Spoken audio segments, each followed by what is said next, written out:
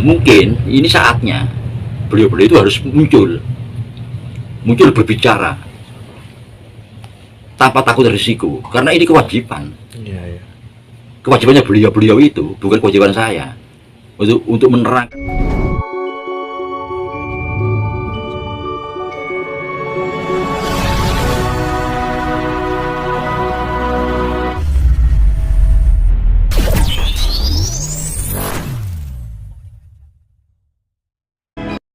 Tapi ini yang ada yang lebih menarik lagi gini.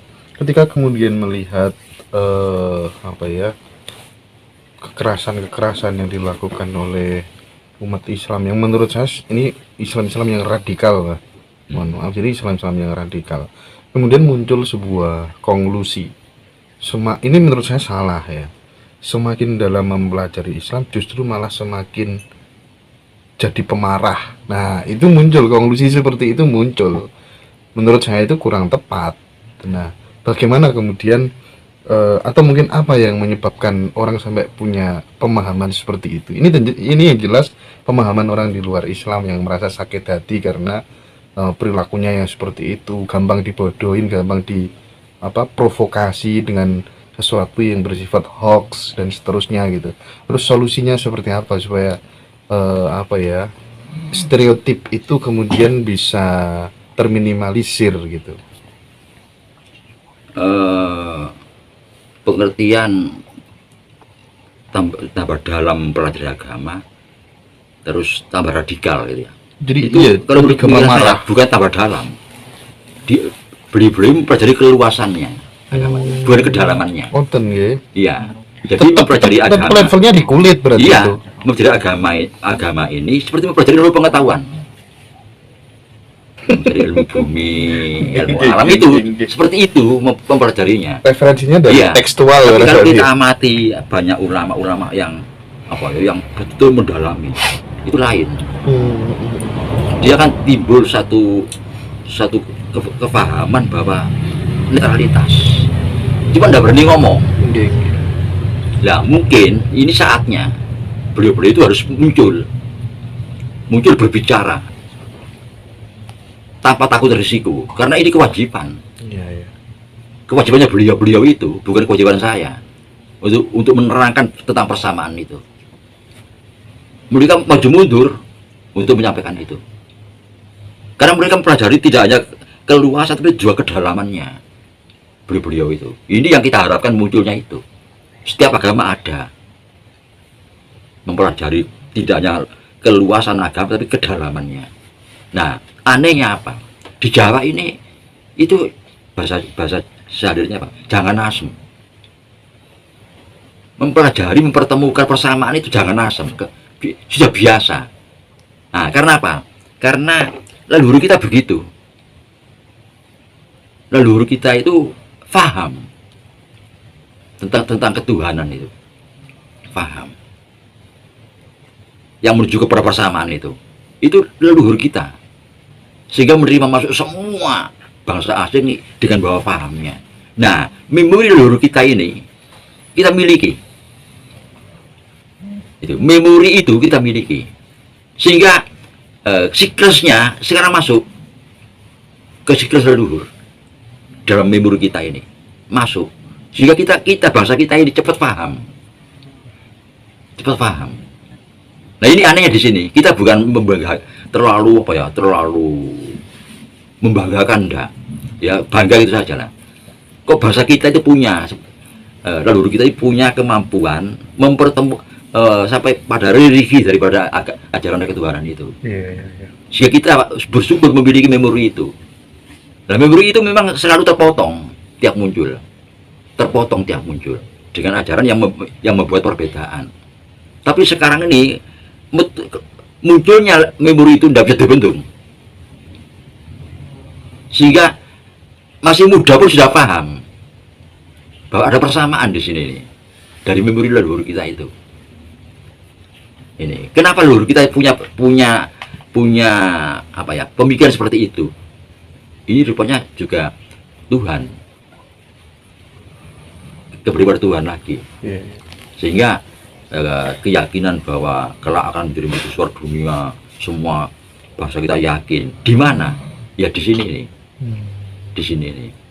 Jadi memori leluhur muncul kembali untuk menyatukan paham-paham itu. Ya silakan, perbedaan tuh dalam kulit itu harus, karena akhirnya dengan perbedaan di permukaan, saya tidak mengatakan kulit ya, di permukaan ini, perbedaan di permukaan ini nanti menjadi indah gitu. Makanya perbedaan itu adalah indah, karena di dalamnya sama, dalamnya sama, itu indah. Saya jadi teringat memori saya dulu ketika saya bersahabat sama seorang intelijen, tapi dia bukan dari kepolisian ya. Tugasnya dia itu ngawasi ceramah-ceramah apapun itu, entah itu ceramah yang tasawuf sentris gitu, radikal sentris, itu dia awasin.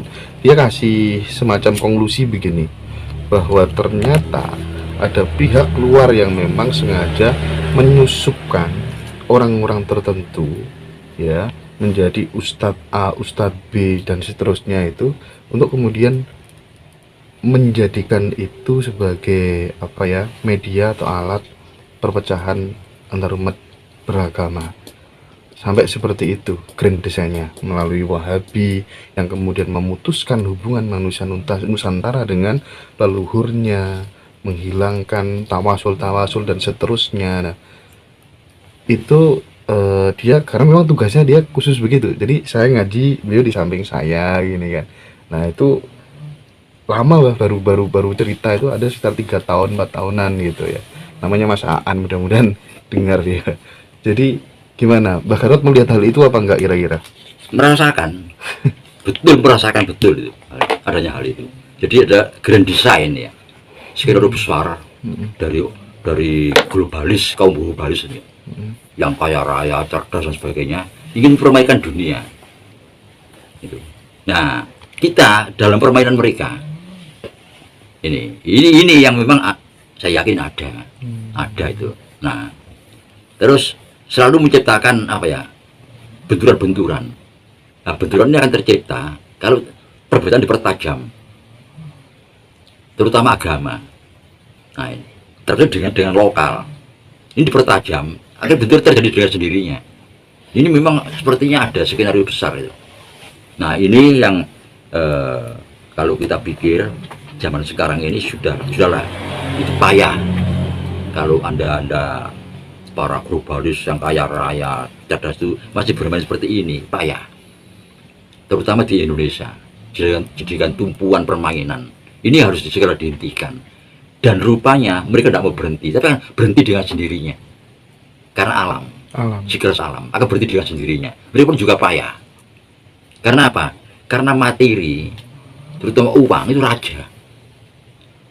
Nah, sehingga dia kaya, bisa membayar kan dia. Coba sekarang ada kata materi itu bukan raja, uang bukan raja. Lewat apa ya mereka akan bermain? Ini nggak bisa, nggak ada jalannya, karena menciptakan alat tukar, dan di mana manusia itu butuh materi, terus ada alat tukar. Ini yang dikuasai alat tukar ini, kan gitu.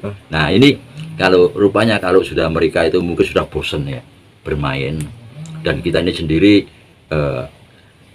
sadar bahwa ini dipermainkan, dapat uang, ini akan terhenti.